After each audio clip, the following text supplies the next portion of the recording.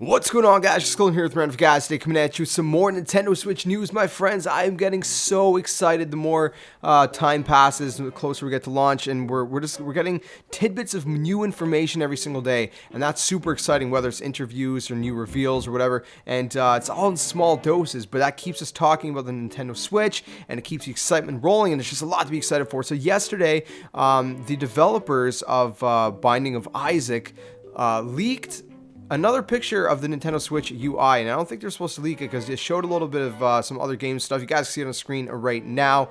Showed some other games that they work on, like Cave Story, for example, or 1001 Spikes, and different things like that. So that's the very first thing I want to touch on, obviously, is that we can see that there's a couple more games in development for the Nintendo Switch. But one of the other things, there's a couple things to note. The first thing that might or might not be obvious is the fact that the background is kind of black.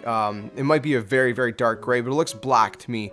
And to me, that either indicates that, you know, there's a night mode in the console to help save battery life, you know, when you're on the go.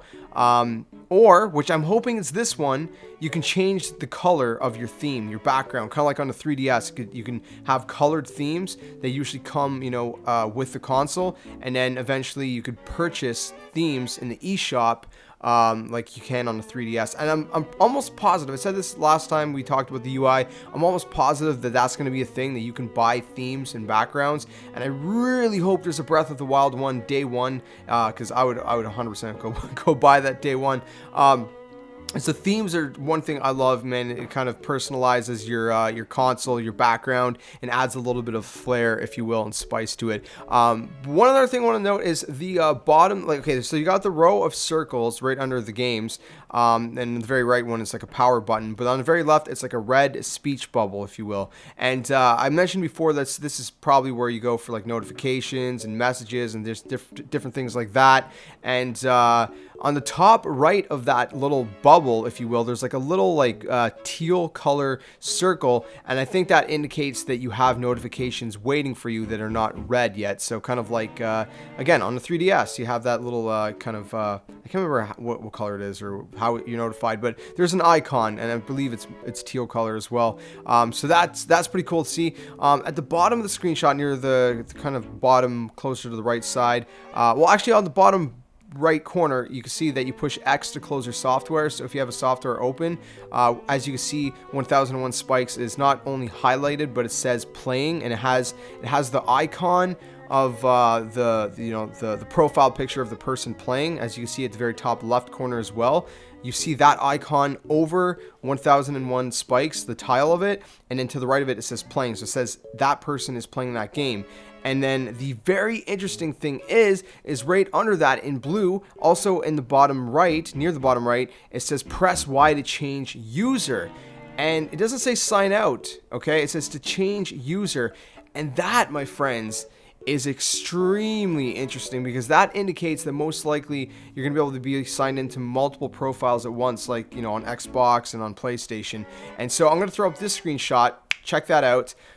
This screenshot further solidifies that theory, and this is obviously taken from the Japanese leaks and trailers. Well, not really leaks, but trailers, things like that, because everything's in Japanese. But at the top left, you could see that there's 3 profiles it's showing, okay?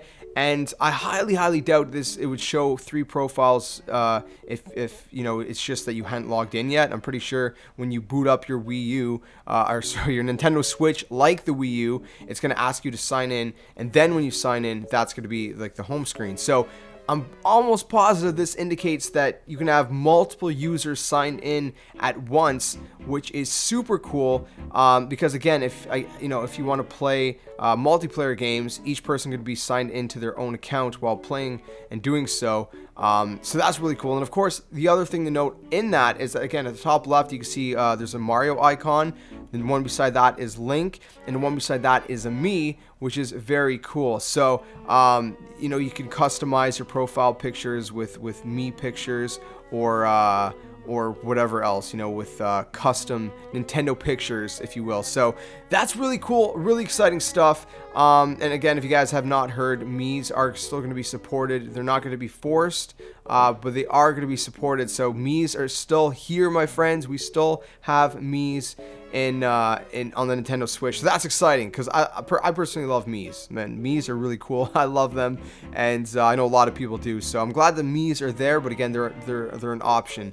So that's all the stuff that we have for you guys today in this video. All the stuff we got out of these new Nintendo Switch UI screenshots. Let me know what you guys think in the comment section below. I think this is some pretty exciting information, and hopefully you guys are getting more excited for the Nintendo Switch. But if you guys enjoyed the video, please smash the like button, subscribe, like, comment, share, and all awesome stuff. I'll catch you guys in the next video, and like always, until then, game on.